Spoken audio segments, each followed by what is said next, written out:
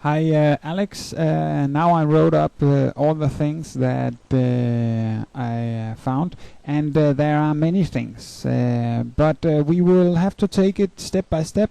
And now I will just go through all the things so that you know what I believe should be made also.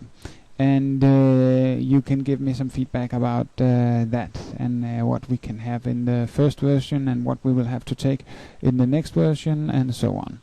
So I will go through all these things in this video. So first of all, default size 20 times 20 meters. When you come into the site, it should be a bit smaller. So this means I would like it to be about this size when you see it as default. And we have to fix these because I would like this to be in meters. So around this size should be 20 times 20. And this means that when you yes, the grid here should fit the meters. So if it's 20 times 20, then there should be maybe 20 of the big frames, something like that. Or you could make 10 of the big frames, so every one of them are 2 meters. Maybe that's a good idea. 10 of the frames in 20 times 20. Next thing is I would like a frame around the room size, because if I remove the grid, I cannot see what is the room size. So I would just like a frame around it to indicate this is where the room stops and ends. So that's a very easy one. Then I would like a rollover text on everything here, so a small text on everything. I think you are planning to do that, but I just wanted to mention it. Next thing is, if I make a big room, like if I say a very big room like this, and I zoom out, I cannot zoom out to see the entire room. That's a little bit strange. Let's make it long and zoom out. So I cannot, it could be good that it just zooms out and I can see the end of the room with the frame, as we talked about before. That could be good. And then I would like the default table size to be much smaller. So if we say that the default room size is this, then the default table size should only be like this size, the size of one of these frames right now. So you have, when you come in and you add your table, it will start in this frame, and you can drag it out and put it where you want it, and you have a very good overview. Right now the tables are very big, and you might need them to be big, but then you have to zoom in. So when you want to place your people, you have to zoom in. So it's better to give them a better overview, so make everything a lot smaller as default.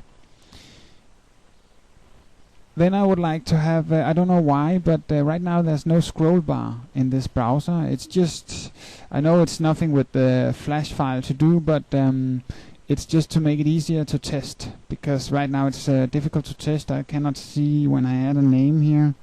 It's just to see the whole thing. It's just a small detail. I can just see it right here, I think. Yes, there it is. Okay, that's a small detail. The next thing. Okay, yes, you can see it right here when we load. Okay, now I cannot load that. That's strange. Maybe I clicked the save button.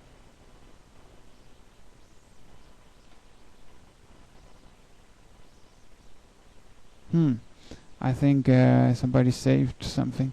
But the thing is, when I add a table and I add guests,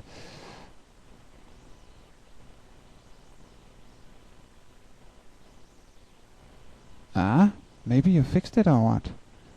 I think you might have fixed it now, because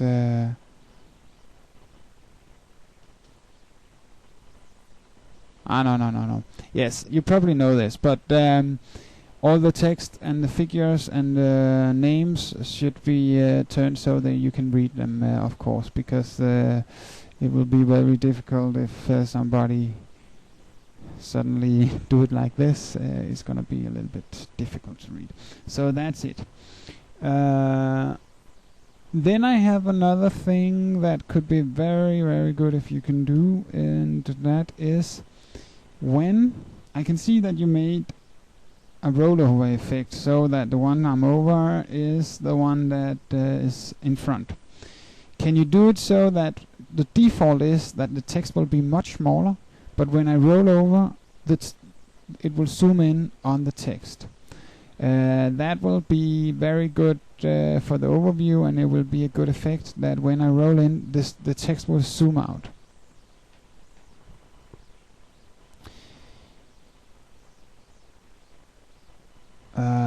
Yes, and I think you know this one as well. There's a small thing with the text here, but you probably know that it just needs to be moved into the table.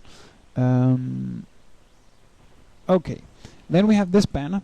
This banner should link to My Good Party, and right now this links to My Good Party, and that should be this banner.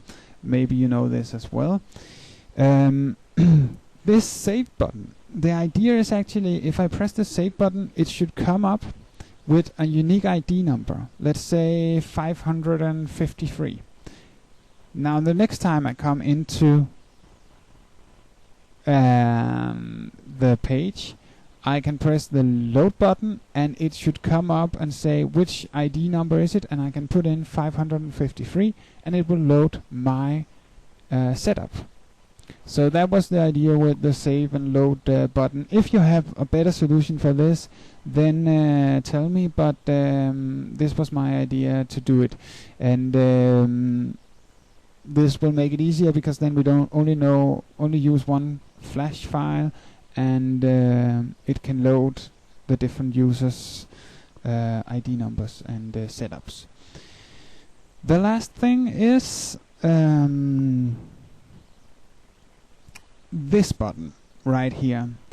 The idea with that is it will save.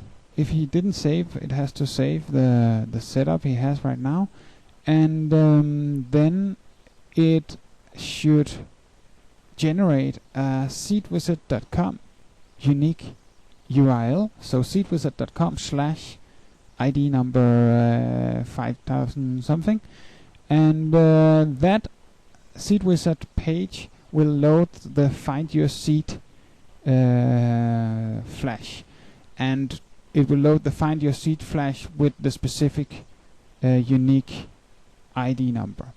So that's the idea.